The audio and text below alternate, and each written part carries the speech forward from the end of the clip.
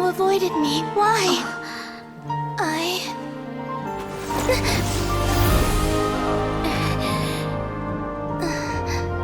Sandrone.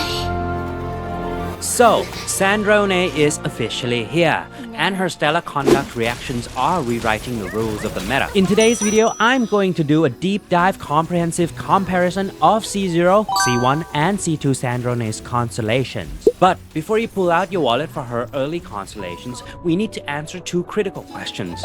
What is her actual absolute best team composition right now? And how hard do her C1 and C2 vertically scale your damage? Or does she need Snezhnaya's teammates to function well? This clip has an answer for you. Hello, it's Joe and welcome back. To find out, I spent hours testing her with bunches of team and variations. Let's begin at C0 to find our baseline act as an anchor for this testing lineup. The contestants are Yae, Shilonen Chichi, Yae, Shilonen Nicole, Yae, Chichi Nicole, Yae, Chichi Escoffier. The first team test on a dummy target is C0 Yae, C2 Shilonen, and C6 Chichi. This team is quite solid enough. At C0, Sandrone's charge attack did about 140k per charge attack.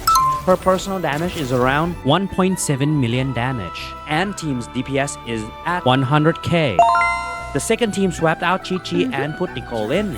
This is quite controversial and a bit of a slow start because Nicole is a Hex-Ray team and putting her into a non-Hex-Ray team requires at least 3 seconds on-field DPS to get her attack buffs, meaning Sandrone is doing low damage for the first 3 seconds, but afterwards this team gained a massive amount of damage output. Her personal damage is at 2.1 million damage and the team damage is at 144k DPS. The third team, replacing Rash Red like Shilonen to Chi-Chi is kind of a loss. However, can't believe I'm saying this out loud, but Chi-Chi has officially back to meta for now, yes for now, and likely will be replacing soon. So if you have Chi-Chi lying around and you haven't built her yet, and you are planning to pull for Odette as well, I suggest you save your primos for her. So, at the end of rotation, Sandrone's personal damage is around 1.9 million damage, and the team DPS is at 130k. For the fourth team, putting Escoffier in and replacing her with Nicole might be a good idea. However, since Escoffier was built to be in a freeze team to get the maximum Rash Shred kit from her, it is usable but not meta-defining. I know some of you would just rant back and say, not everyone is a meta slate here, you know. Yes, you are absolutely right.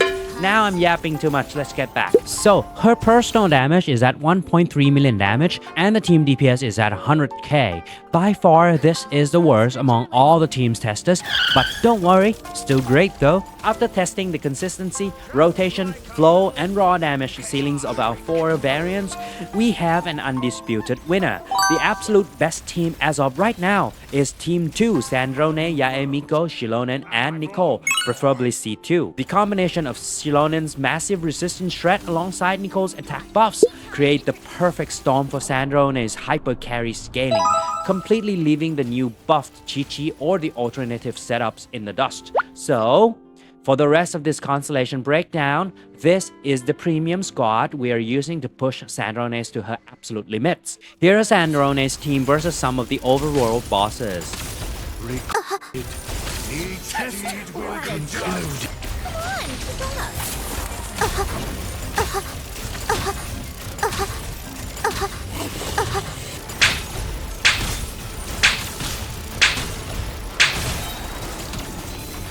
Okay.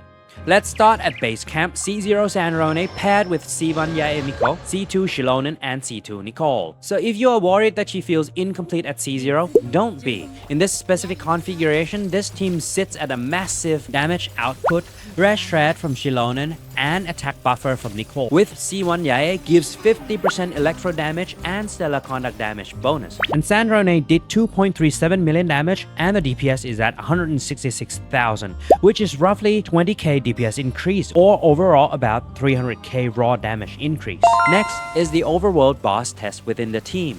This team comfortably cleared pretty much everything in the game except Stygian Onslaught on dire difficulty. But what happens when you unlock C1 Sandrone? When we step up to C1, keeping the rest of the team exactly the same, our raw dummy DPS, the test result on the dummy was pretty impressive.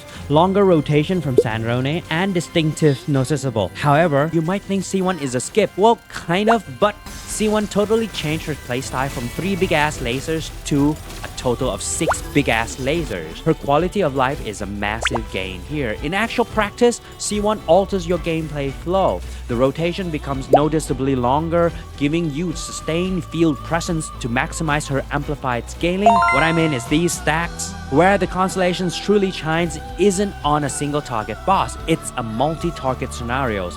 Heavy mobs groups and tanky Fatui elites are completely destroyed by the setup. The extended uptime allows Nicole's buff and Yae's off-field lightning and her buff to continuously feed to Sandrone's altered damage windows, making an incredible quality of life pickup for clearing waves of tanky enemies. Finally, yay, we arrive at the destination every dedicated main is eyeing on, C2 Sandrone, yay! If C1 was about changing her rotation flow to deal with enemies' waves, C2 is where the damage ceiling is absolutely shatters. By unlocking her second Constellations, her underlying multipliers, especially when paired with premium defensive shred like C2 Nicole and the raw universal buffs from C2 Shilonen, exponentially scale her output. What C2 Sandrone does is basically increase her crit damage from charge attacks to 40%, and also each time a beam is fired, crit damage dealt by all condensed beam fired during this decoding mode period will be further increased by 20%, max 3 stacks. Every single hit from her charge attack now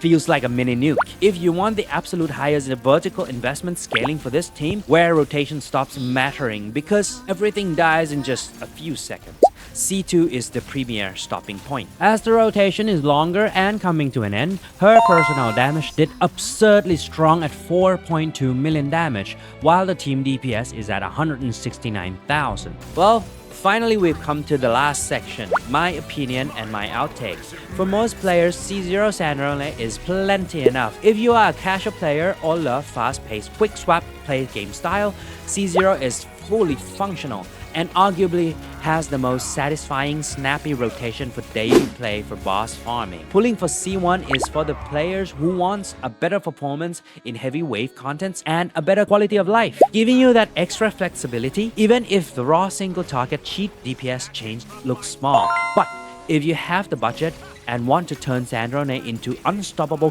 hyper carry in the future with better support, C2 is a massive gain and a good stopping point as well. And I believe in the future we will have better supports, might replacing Chi-Chi or might replacing Yae in the future. So what does it mean in the future?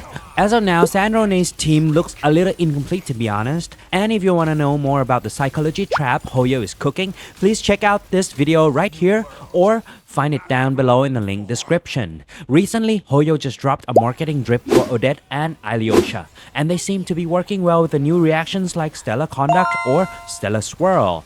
What I want to say is that even now, Sandrone feels absurdly strong without the dedicated supports, and you can imagine how broken she is when those supports arrive in Snezhnaya. Let me know in the comments below which team variations you've been running and how far you're planning to invest on her constellations. This video takes a lot of time and effort to make. Don't forget to like, subscribe for more optimized build guides like this, and I'll catch you guys in the next one. Bye!